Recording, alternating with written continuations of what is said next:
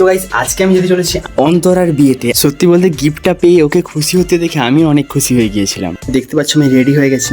তো এই হচ্ছে আমার লুক। কেমন লাগছে সেটা অবশ্যই কমেন্টে জানিয়ে দিও। এরপরে সাইকেলে করে চলে গেলাম আমি বিয়ে বাড়িতে।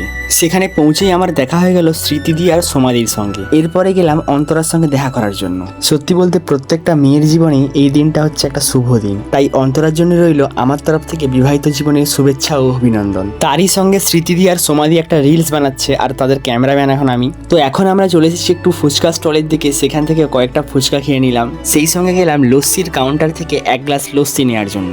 এইদিকে দেখতে পাচ্ছ নাড়ু এখন লস্যি খেতে শুরু করে দিয়েছে।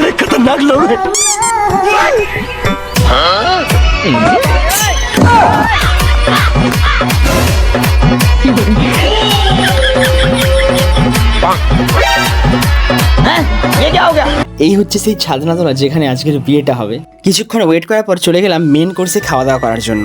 বন্ধুরা তোমরা কিন্তু যেতে যেতে অন্তরা দাদা ভাইকে আশীর্বাদটা করে যেও।